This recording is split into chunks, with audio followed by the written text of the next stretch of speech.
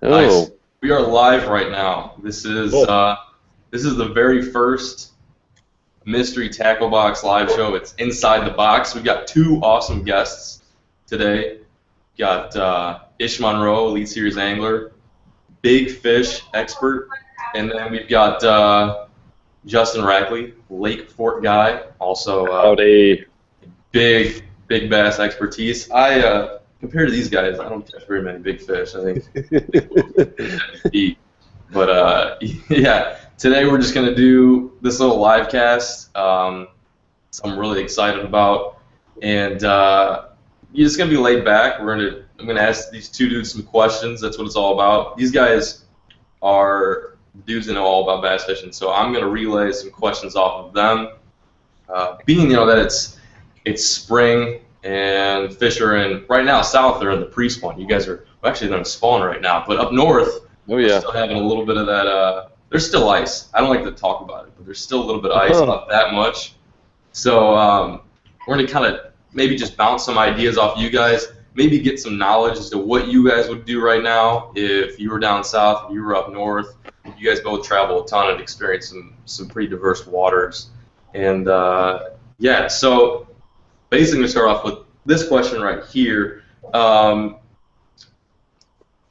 What's kind of like the first bait, like not necessarily a crutch bait, like what's the first lure that you're always thinking about throwing come springtime? Like come that pre-spawn when the fish are starting to move up shallow, what's that one lure you're always like, I can't wait to throw that?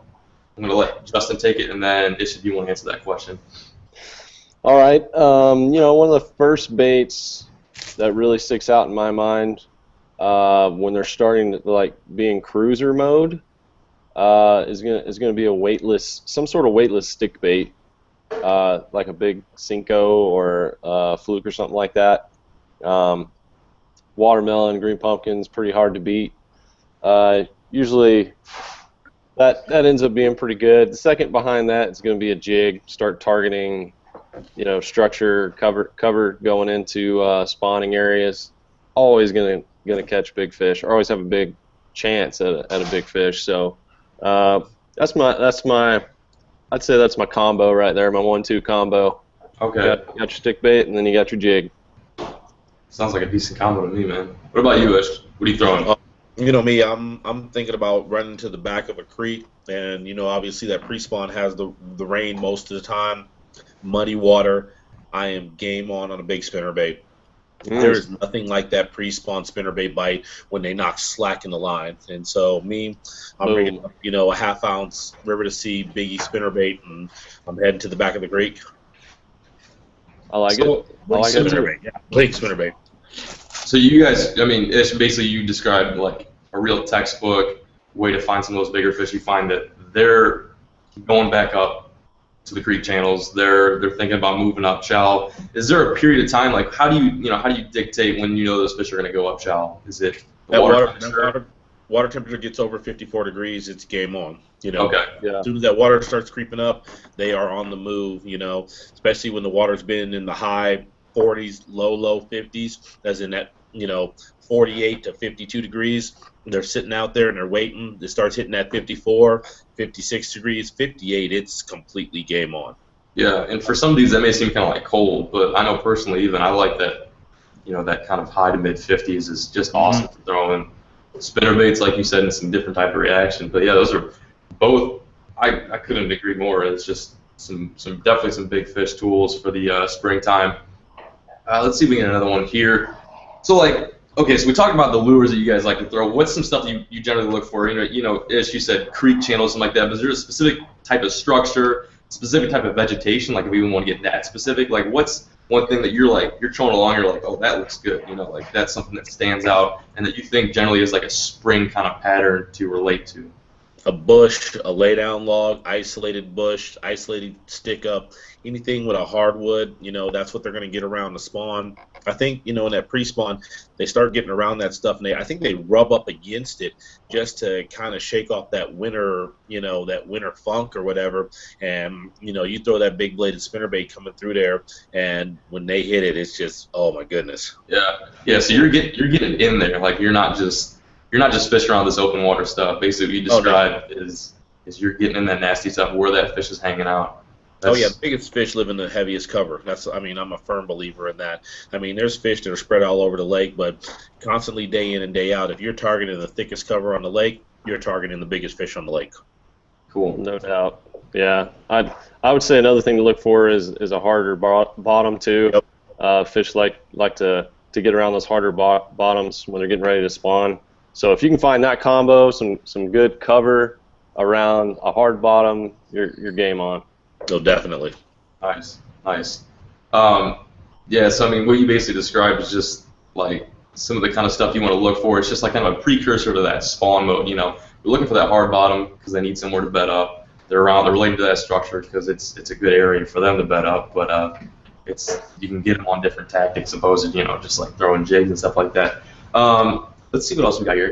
I'm off to the side right here because I got another computer looking at some questions. Try to come a little prepared. Let's see how well this works. But all right, this is kind of an interesting one. Being that it's like a new year, you guys are both really good anglers. But I guarantee there's got to be something that you both are still struggle with even all these years on your belt. What's one thing, like one tactic, one lure that's even new or something like that you want to learn how to use and utilize better when you're out in the water? Like maybe there isn't one, but just like what's one tactic that you want to get better at in the new year? Spinning rod.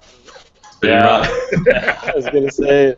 So I was gonna say, Ish has been in a lot more conditions than I have, a lot more lakes, but the spinning rods, light line, I guess overall finesse fishing, I haven't dialed that in as much as I'd like to. Yeah, that's something that I would personally love doing. So it's almost like the exact opposite for me. Like I use casting setup, but what I want to do is get into that nasty stuff. I mean, I was down in Texas with Justin. We were fishing in just like a really clear water area. It reminded me of some of these places up north. And the whole hype was just big swim baits. Big swim baits. Throw these big huds. Throw these big jointed baits. They're for like literally 10 minutes, and I picked up my 6.6 rod, and I'm like going like this with a little hot shot rig, like a little basically miniature drop shot rig. And it's just like addicting. So I get that. It's like the opposite for me. I got to put the finesse stick down, and then I got to switch.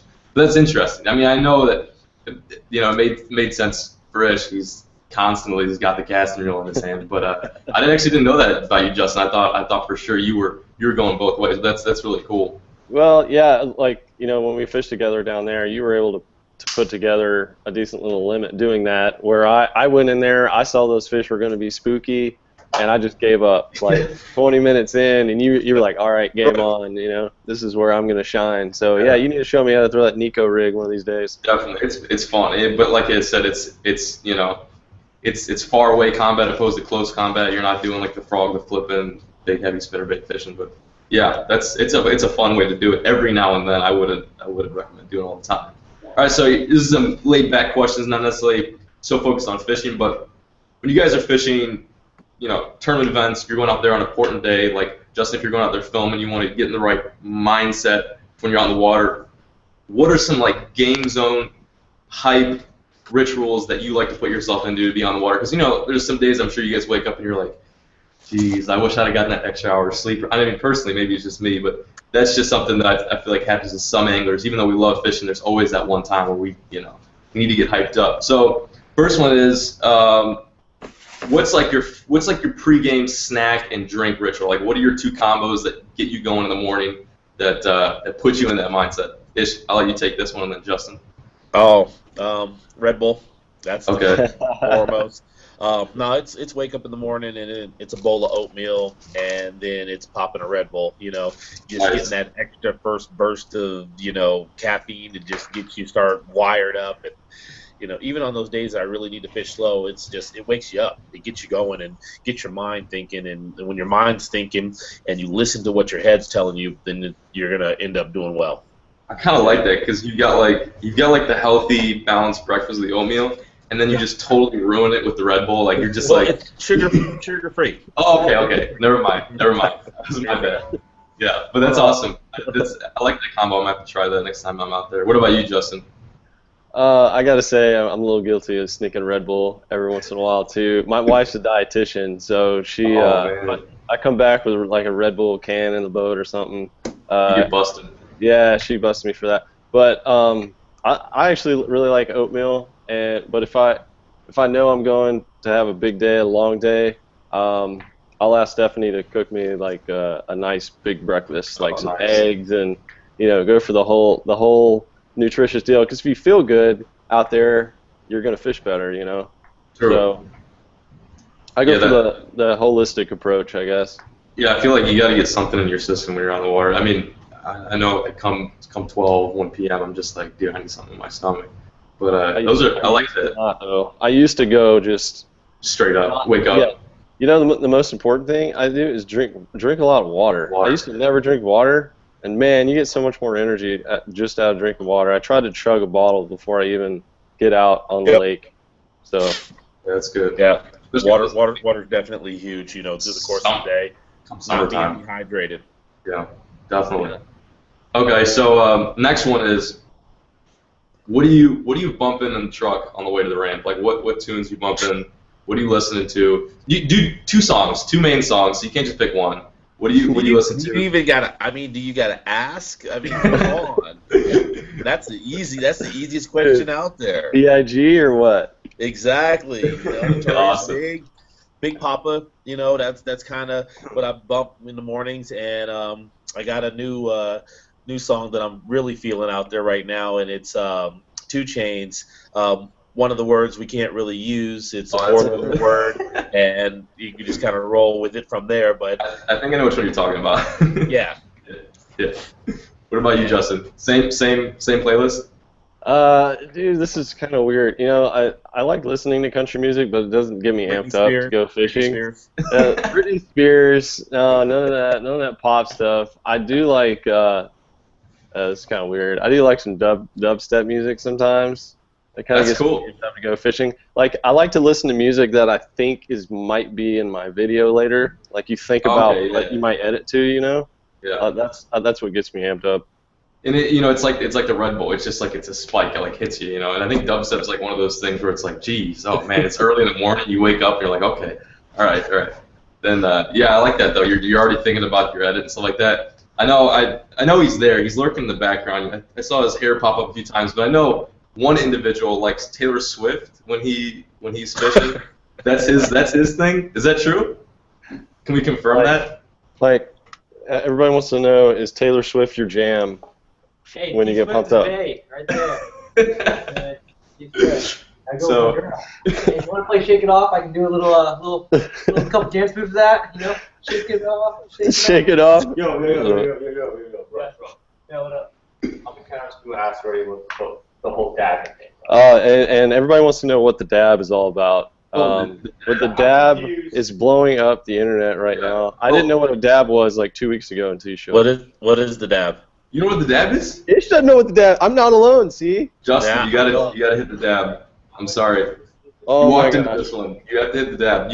You said the word. Now you have to get it. Hit it. All right. One real quick. Get it off your plate. I have no idea what this So- is either. It's basically just a move. You go kind of into your armpit and into your elbow joint here, and you got one arm straight out, and you just hit it right there. Oh, And, just dab it right in there. That's not. Yeah, that's no longer. Yeah, that won't even make it close to the playlist at all. Yeah, Yeah, come on, show me. Give me some moves, man. not Come not in the repertoire, man. It's just a gangster 2-step for me. Just a little.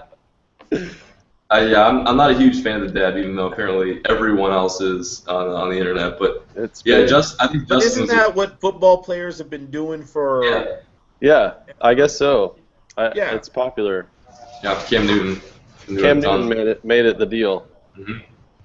It's legit. But yeah, Justin blew that one up, man. Leave Justin thank for that. All right, so the last one that kind of goes goes with the whole game zone. I feel like I'm thinking about dab right now, so it's like hard to focus on fishing. But is there one lure that you just can't seem to shake, like one lure that you catch a bunch of fish on, just haven't gotten hung up yet? Maybe it's 2, 3, maybe 20 years old. Like what's a lure? Do you have one of those lures? Shall I let you take that one, then Justin? The one lure I can't live without.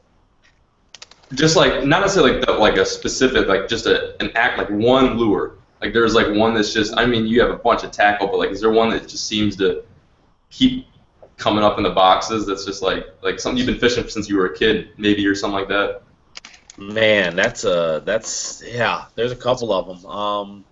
One of them is the old school mud bug. Okay. That crankbait's been around for 800 million years. That and the living rubber jig. I'm still on the living rubber jig. Yeah, that's like making a comeback though, right? I mean, I feel like there's a lot of dudes out there. It's funny because the new generation's thinking that, oh my God, this is the newest, latest, greatest thing, and I'm just like, the living rubber jig was been there before you even born, let alone bringing up something new. But yeah, I mean, I'm just I'm still feeling that living rubber, hand-tied living rubber jig in an Arky style head with it's not a flipping hook, but it's not a casting hook. It's right in between, so you can kind of do everything with it. That's sweet, and it's one of those things where, I mean, people are throwing it, but it's I feel like it hasn't necessarily been like a staple in everyone's box. I used to throw a little bit of it last year. It worked good on smallmouth. I mean, I was using some situations that just didn't seem like it would fit, but it would work really well. Yeah, that's awesome. That's interesting you brought that up. What about you, Justin? Got any old reliables? If we're just talking like one particular style of bait, like I really don't have any particular ones that are just so amazing that if I broke it off, I'd cry or anything. But a chatterbait with a live magic shad on the back, I've caught so many big fish on that. I can't imagine going to any lake without that combo. That one always stays in the rod box somewhere. Definitely. Is there like a specific one that is it like just the Z-Man chatterbait? Is that what you're throwing? Or? Yeah, I throw the Z-Man, and I mean, most of the time I throw a 4.5-inch live magic shad, and skirt without a skirt, doesn't really matter. Just have to have that combo.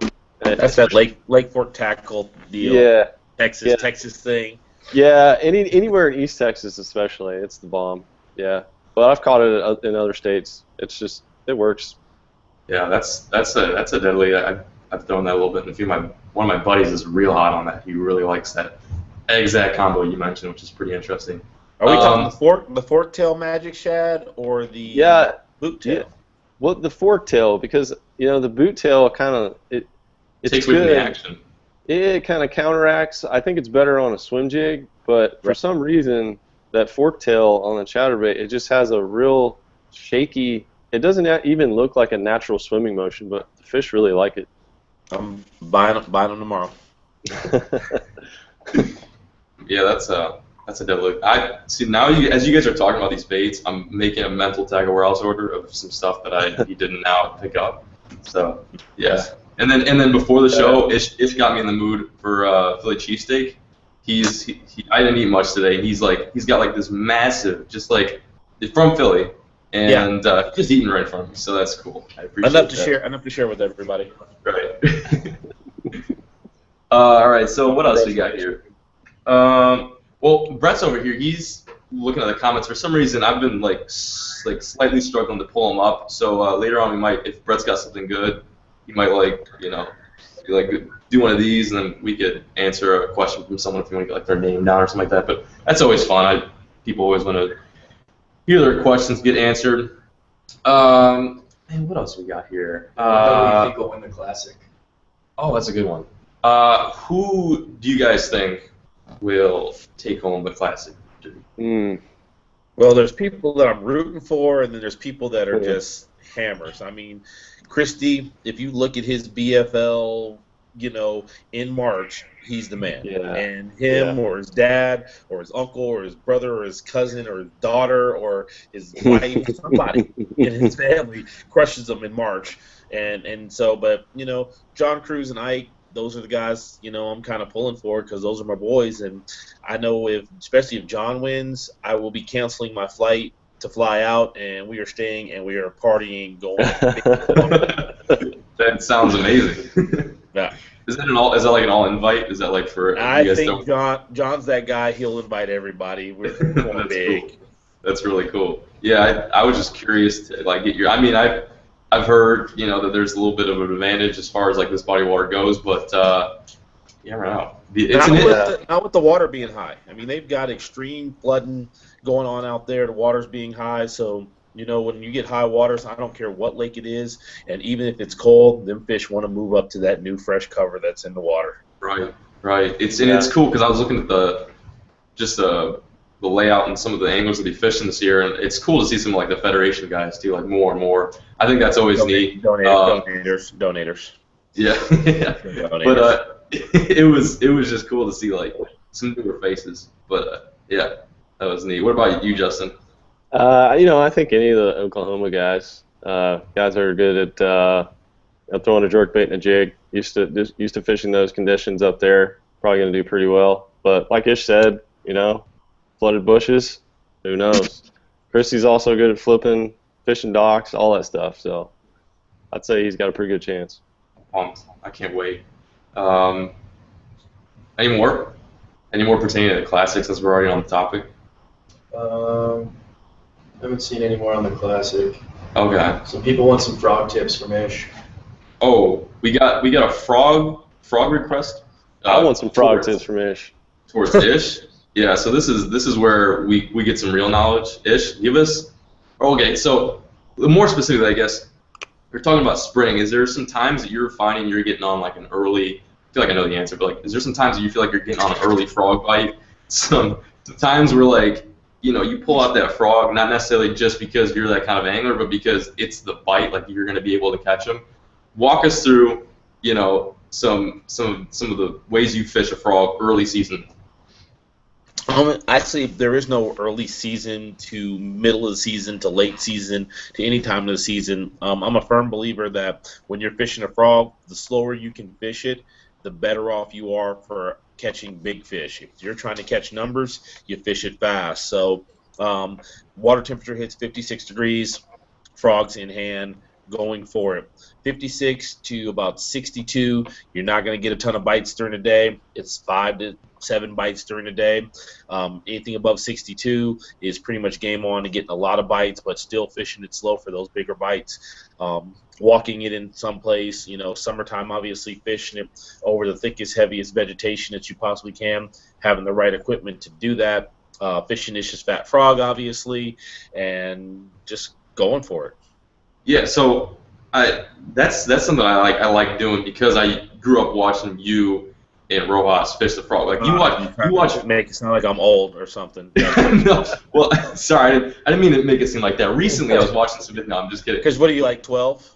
I'm actually 14 now. 14. Anyway, I can't. You got yes. me. Anyway, watching you guys fish frog, that gets me hyped fishing it. And I noticed you guys both fish it in a different way. I think people get stuck on the idea frog fishing. You got to find pads. You got to find mats. Like what is some stuff that may seem unorthodox to other people that you look for when you're tossing a frog? Like what's some unorthodox? There's really no. I don't look at it as unorthodox, so I really can't even comprehend that question because I live with it in my hand. It's part of my arm when I go out there fishing, just because it's so consistent for catching better average fish. But believing in it and knowing that when you hit that stretch, you're not going to get 5 or 6 bites, but you're going to get 2 or 3 bites on one stretch. Then you're going to fish another couple hours without a bite. Then you hit that next stretch, and the timing factor comes in, and all of a sudden you get 2 or 3 more bites, but they're going to be the right average bites to do well in a tournament. That's awesome. Yeah, and then who doesn't like honestly watching the fish blow up on a frog? I'm just thinking right now like drop shot, frog fishing, and even if they're eating the frog, why not throw it? Yeah, but the pre-spawn, they don't even blow up on it. All of a sudden, it disappears. And every time you set the hook, the freaking thing's in the back of their throats, and that's when I really love it.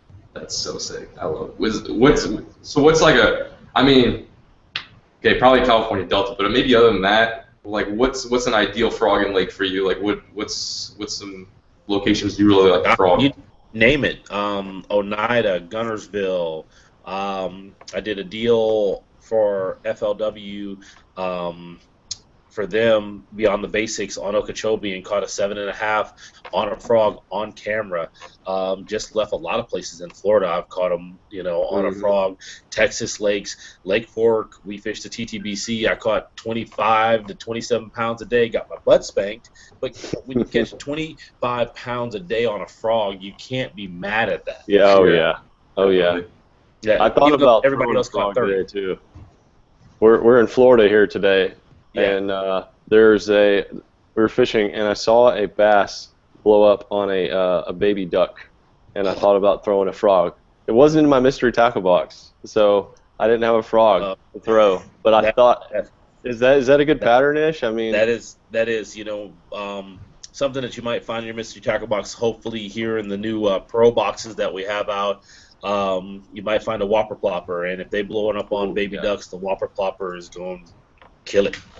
Yeah, that's a pretty hype bait. It's something that when it came out, it seemed like it was marketed towards like bigger fish, toothier fish like muskie and pike. But recently, you've been hearing it just like crazy good for largemouth and smallmouth. And spots and everything else. I mean, it's funny. I did a tank demo today. They want to eat it in the tank, which is great. That's awesome. It's got cool action. It's got a really awesome action. I just picked up a few, so I'm looking forward to throw it. A little early now. I'd have to probably plow through a couple inches of ice, but yeah, I saw that in Chicago last week. I was there, and I'm just like, forget that. Yeah, man, it's good for ice. If you ever want to give up frog fishing and come here to ice fish, you've got plenty of it. I don't know why you'd ever want to do that. Ice fishing is like going to the dentist. I'd rather probably go to the dentist. Oh man, that's sad because I've been ice fishing like all season, and it's like it's okay, but it's just not the best. Well, they got this thing. It's called a plane ticket, and you can fly down south in 80-degree weather in Florida. Yeah, but then yes, you can. So then what? I don't need my auger when I go down there. I don't need like my 24-inch rods. Dude, I leave those on. Flip flops. Yeah, leave those shorts and shorts and flip flops. Nothing better. Yeah. I don't know, man. I missed that vacation, but man, what were we talking? 10 pounders in Florida in January. I mean, that kind of gets you fired up and excited.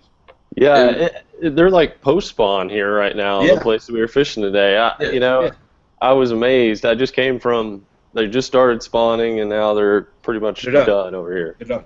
It makes as a northern angler, it makes no sense to me. Like it's like you guys are in post spawn. It's a little jealous. I'm a little envious, but gotta save some fish. But ice bed fishing, bed fishing. Yeah. No competition. No, not really. What else are we gonna talk about? Any other good questions there, Brad? One guy's asking for what color of jigs to throw this spring. He asked a few times. All right. Talk about colors and jigs. Is there a specific color that this is a fan question, by the way? Is there a specific color you like to try to stick with as far as trying to imitate like a craw, or like what colors do you like to throw in spring as far as jigs go? Bottom bouncing, I'm assuming. Not like swim jigs. Yeah. If especially if I don't know the body of water, I'll go with a green pumpkin jig with or a black and blue jig with a green pumpkin trailer. I feel like that's a pretty good combo for a lot of different places. There's other places where it gets dialed in, but I throw that combo a lot at a lot of different places. I mean, for me, I've got 3 different color jigs I throw. One of them is black and blue. The other one is blue and black. And then the last one is black and blue.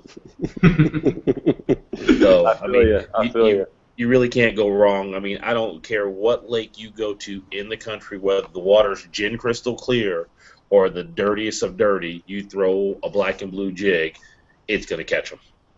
Yep. Nice. I like black and blue too. It's a confidence thing. I seem to catch some big fish on it. Black and blue, blue and black and blue. So all right, so like another add-on to this question, like what are you throwing on the back?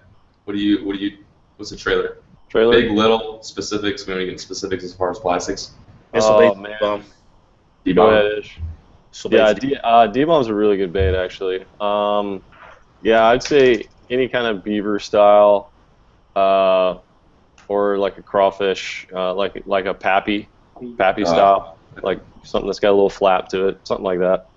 Yeah. That's what I throw. Gotta have some action. Gotta have some kicking legs. Gotta have some motion to it. Thing I like about the D-bomb is you can pitch it on a jig. It goes to the bottom, and it sits there without even you moving the rod. The bait's still moving, and when you can fish a bait like that, I mean, gosh, you're leaving in a strike zone. It's still moving. The fish come up and crush it.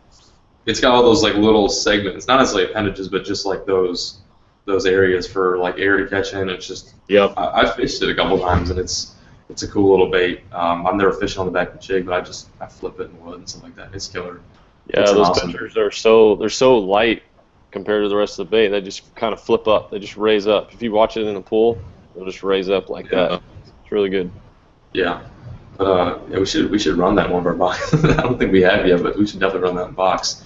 Yeah, definitely. Man, look, what else? Any more questions? I'm looking over here to see if I got anything great, earth-shattering. It's just a flood of people asking to dab right now. Are you serious? Yeah, but one guy said he's mostly a saltwater guy. He's looking to get into bass fishing. Not happening. Any tips for a saltwater guy looking to get into bass fishing? Someone said, any tips for a saltwater dude getting into bass fishing? It's kind of a broad question, but like I guess, I don't know, where would you start? I guess we could be here all night talking about that. Be careful. It's addicting. I mean, depends on what kind of saltwater guy you are. I mean, if you're already a redfish guy, then you're pretty much keyed into doing bass fishing anyways. If you're a if you're an offshore kingfish guy or tuna guy, it's not that much different than that. Fishing baits or throwing jigs the same way for those kind of fish. It's an expansive amount of patterns and different lures too. It can be kind of daunting if you're just getting into it. I would try to pick out, if it's your first year, try to pick out like 5 or 6 techniques and try to get good at those. I think, yeah, like you said, it can be kind of overwhelming. Like you got all these like specifics, but like you said, just ease into it. Pick 5, break it apart, and like you said too, it's kind of similar in a sense. I was watching a video where, again, it's probably not ideal for redfish, but this dude's smoking, nice redfish on a hull-belly frog, which is so sick. And I'd want to do that so bad. Yeah, that would be. I was watching the video. I was like, I need to do that. That's fascinating. And then you got to rob a bank, because once you're addicted to bass fishing, you need lots of money to rob a bank. Yeah, exactly. Because you spend most like on your window tab. It's just Tackle Warehouse. Like as soon as you open up like Google, it's like, for me at least, that's how it was for the longest time. Oh, I mean, I'm sponsored by Bass Pro Shops, and I live at Bass Pro Shops ordering. Going in every single one I drive by. I go, let me go stop and see what they got in here. Do it. It's like you just go in for one thing, and then you end up losing track of time. Yeah. And you end up with just like handfuls of, like, literally, it's not even exaggerating, like handfuls of stuff. Yeah, it's crazy. The one thing I was addicted on last year was, I was with my friend, and I wasn't even fishing tournament, I was just boating for a friend, and I came out of there with, I swear to God, like 30, 40 packs of those BPS Thickos, because like they're so inexpensive and they're like really good. They're like 20 packs, and I'm like, dude, I didn't even have fishing them like that much. Like I fished probably half of that, so those are getting recycled next year. I'm gonna be fishing some of those.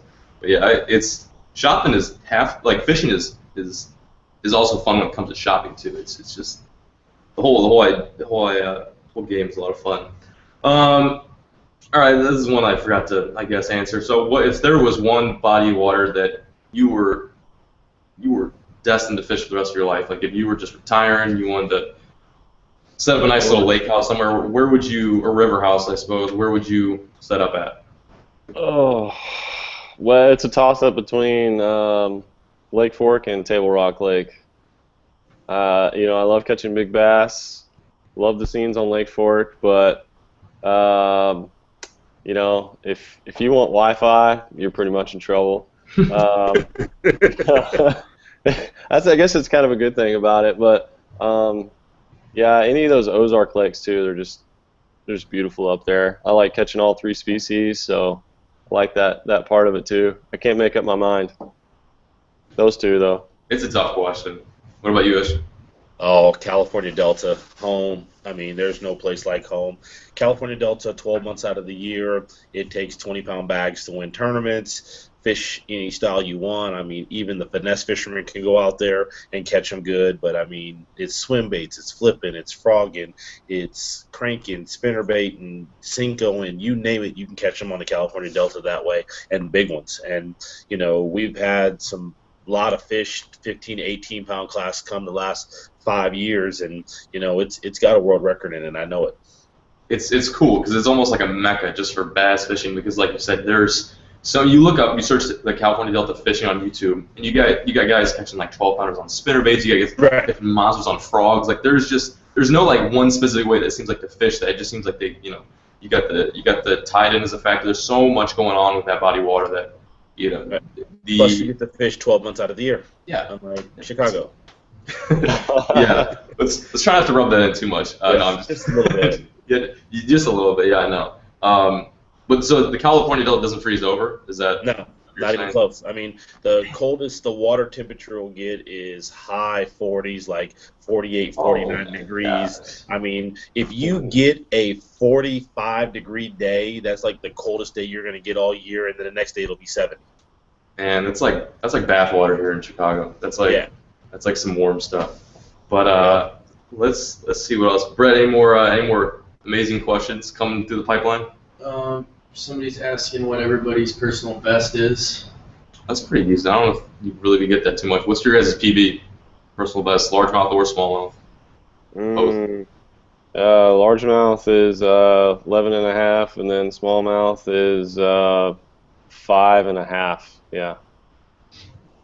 14-1 on largemouth. Jeez, had an opportunity at one that was bigger than that, close to probably 16 pounds, and lost it twice. Golly, dude. Have personally seen probably 4 to 5 fish in the 18 to 20 pound class that they just you throw and they just don't even pay attention to you. So you have nightmares after that, right? Just like constant, you dream about nightmares because they swim by and they waddle when they swim by, and they have these big bulging eyes that stick out of the side of their head that you think there's something wrong with them. Was that like Mission Viejo or something? Oh no, Don Pedro. I've seen it at Don Pedro and Lake Berryessa have been the two places that I've seen the most fish that push world record. We've got another lake, Comanche. That lake there has a world record largemouth, spotted bass, and smallmouth that live in it. They've shocked them. And they really want to show their true colors during kind of that spawn, right? I'm assuming that's what you talk about when you see them just like cruising by. No. Most of all those fish were in the summer when they're planting trout. Oh, so they're eating stocker trout eaters. Yeah, they're chasing stocker trout. These weren't even bed fish. These are just fish that are chasing trout, and they swim by the boat, and you're just like, oh my god! And you throw everything around them, they don't even pay attention to you. That's so crazy. I mean, I was down in Texas, and we were seeing 9 and 10s, and I was losing it because you don't see that very much. You go to Clear Lake in the spring when they're on beds, and you'll literally lose your mind on 7 to 10 pound class fish. Oh, let's go. I know. Yeah, when's the flight? I'm already ready. Let's do it. Yeah, let's go. Yeah, that's and you hear like a lot about these fish. Like Justin, you mentioned Mission Viejo. That's like one of those big bass factories, and you just hear about these crazy fish coming out of there. And like I said, it's gonna be frustrating, even for just guys all around the U.S. They experience that, whether it be a 5-pounder or like you said, 18, 20 world record class fish swimming by. It's like the most frustrating, aggravating feeling. I mean, I've hit fish in the Delta in a mat that you literally don't stop, and they just keep going, and they don't swim fast. And I don't even know if they were bass. I think they were because they're in the grass, but I mean, you hear them, they just keep going, and then they just pop off, and you're just like, what just happened? What the heck was that? Oh my god. Yeah, I mean, you probably see some crazy stuff there. And you catch sturgeon. I mean, that's the thing about the Delta is I've literally in the same day, I've caught salmon, I've caught stripers, I've caught steelhead, I've caught largemouth bass, I've caught smallmouth bass, you catch spotted bass. Oh my. So many different types of species in there. That's crazy. Yeah. Are the sturgeon, those are both they can do saltwater and fresh. Can't they? Yeah, and I mean they're not Columbia River size, but I mean you're talking still 80 to 150 pounders. Well, it's a dinosaur for the most part, and that's why they're Yep. so cool. They're Yep. they're awesome things. But that's crazy. You got like that ecosystem there where you have all these fish at your fingertips. I mean, I've even heard like just not necessarily like the pan fishing. If you're into that, like the pan Oh, fishing yeah. down there's good. The striper fishing, like it's like I said, it's Yeah. just I think more advanced saying it's a mecca for fishing in general, not even just bass fishing. But Yeah. 2 pound crappie, all the 2 pound crappie you want to catch, big giant bluegill. I mean, it's just an awesome fishery, and that's why I love living there. that's cool. That's really cool. May have to visit that one. I know that's definitely on my bucket list for sure. I think it already was, but it just moved up a couple tiers on my list. Any more questions, Brett? Or anything that you want to ask? Anything you want to ask Ish or Justin?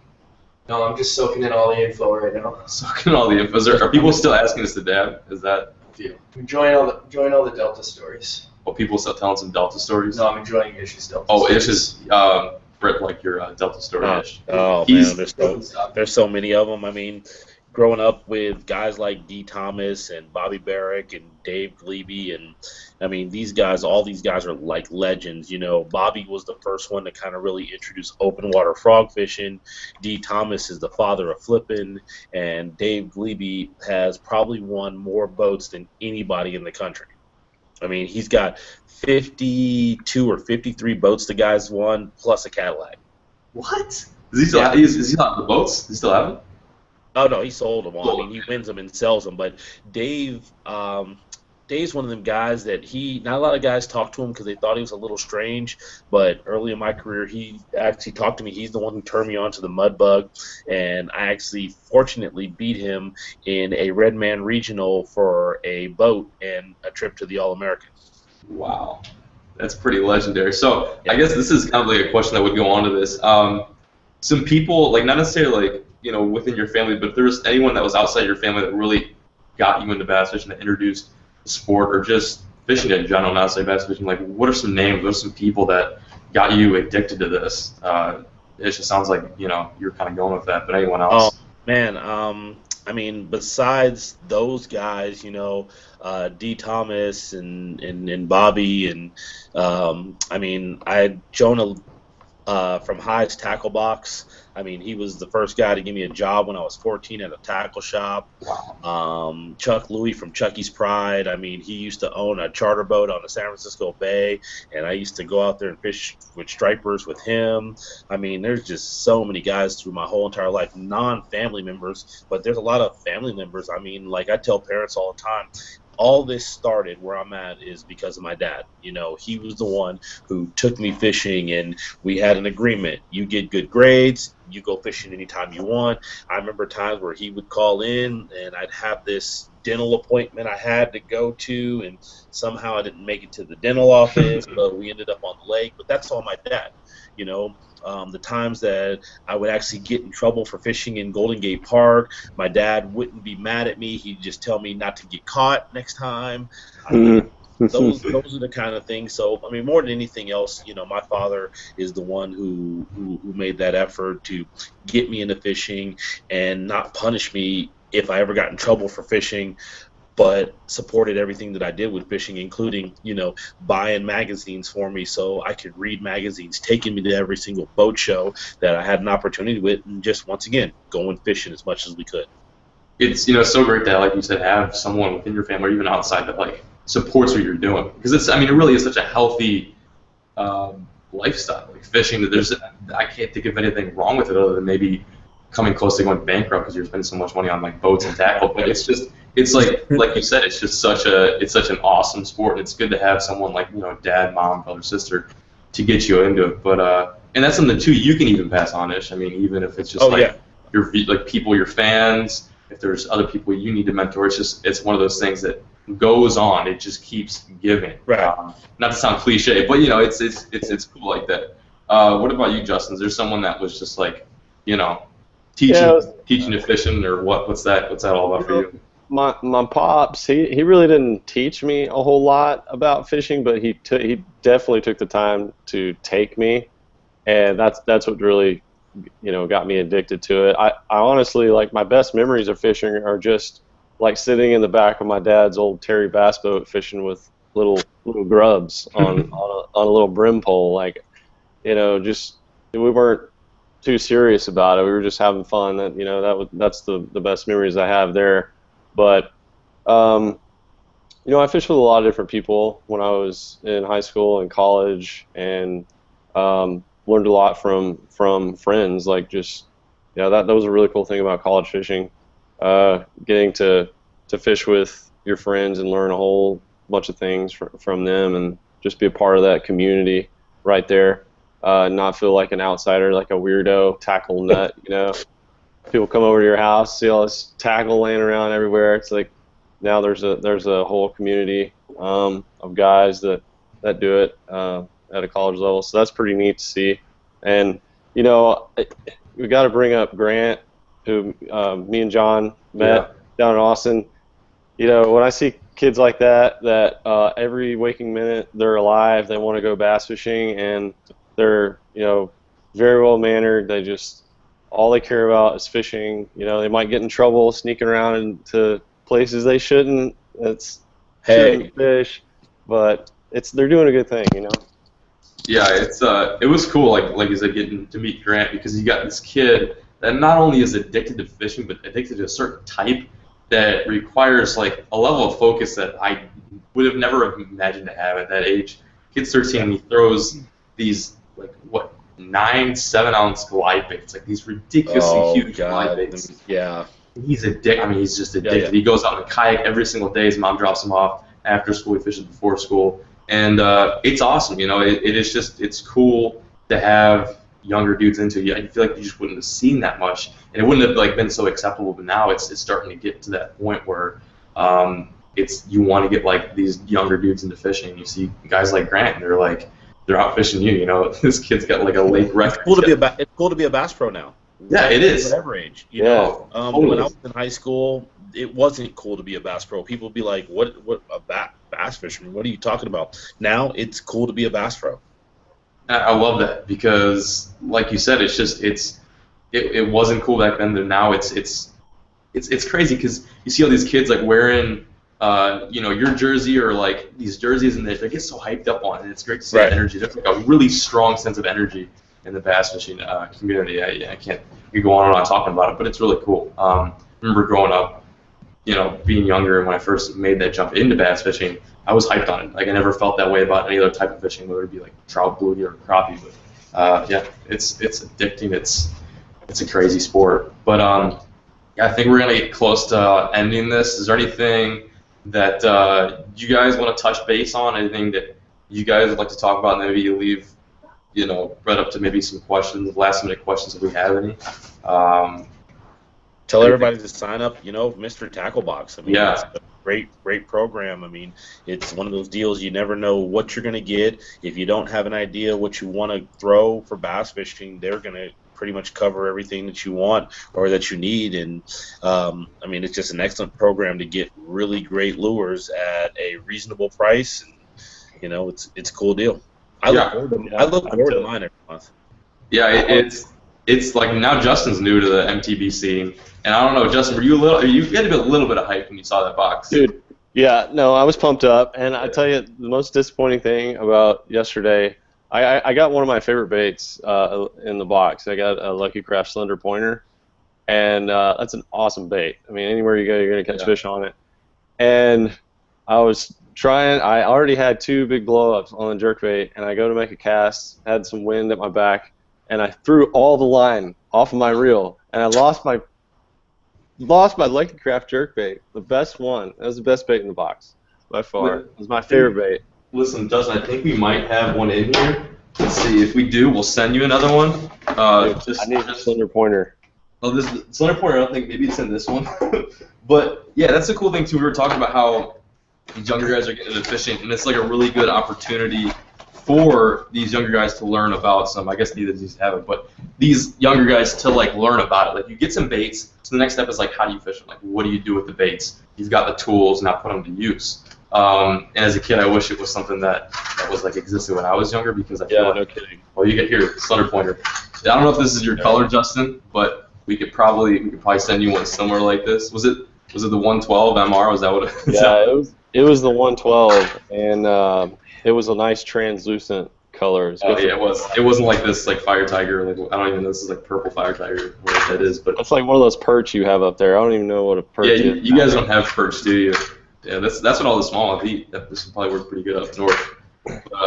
Yeah, like Ish said, it's a really great way to discover new baits, and it's a good way for discover new types of fishing if you're new to the whole game. I can't tell you how many people have approached me and been like, I'm into bass fishing now that I've got like the baits that are gonna work and that I really like using. But it's an awesome company. It's awesome to have both of you guys, repping the boxes, and I'm sure you guys get excited when you see the boxes. But yeah, this has been fun. I really appreciate you guys both coming on. Both some legendary anglers. I feel pretty tiny right now talking to these guys. But yeah. Any last minute questions, Brett? Anything that we absolutely need to get answered? No more dabs, hopefully. Please. I'm dabbed out today. Have we got into fishing? Think we got that one? Yeah. I think that's a good way to end on opening the box and stuff. So. Yeah, I think that about does it. Thanks guys for watching. I really appreciate it. Hopefully going to be doing some more of this. We're going to see you guys down at the Classic, right? I mean, you guys. Yep. So we may even just hang out with you guys. Not necessarily maybe do a cast, but we've got Periscope. After this is over, I'll leave all the links in the description as to not only where you can find some of these boxes where you can pick up one for yourself, but also on Instagram. We're always updating some stuff. Classic is going to be so much fun. It's going to be dope, and we're going to try to cover it as much as possible. Fun for you. Well, I could fill in for whatever you're working at. Yeah, because you guys both have to work booths. I mean, I have to work a little bit. I'll be around, and I'll come and film you guys at the booths. So you guys can watch me have fun. Thanks. So, yeah, but anyway. That's our punishment for not making the Classic is that right there. Yes, I'm sorry. And then stay tuned for me and Mike's slam challenge that we filmed. These guys both. Justin filmed his first slam. This is one rod. He's a pro at this. One rod's a pro at this. So this is like his 300th slam. But yeah, they filmed their slam. Like I said, I'll leave links and where you can find Justin's video. Ish, do you have any social media links that you want to get pushed out? You got a Facebook page? Professional Angler Ish Monroe on Facebook, and then at Fish for Ish on YouTube, and you can at Fish for Ish on Twitter, and then YouTube you can just find all my videos. I'm actually got about 8 new videos that I'm going to be producing, from a new 2016 boat rigging video to some new product that my sponsors have out that is going to get people really excited and make fishing fun. Oh, you're gonna have to let us know when that drops. Send us some links, or we'll subscribe and we'll wait for those to drop. That sounds exciting. It's cool to see like some Elite Series Anglers guys get on YouTube. It's fun watching you guys fish. But anyways, thank you guys so much for watching. Like I said, links in the description, and we will catch you guys next time on the next episode of Inside the Box. All right, see you guys. Later.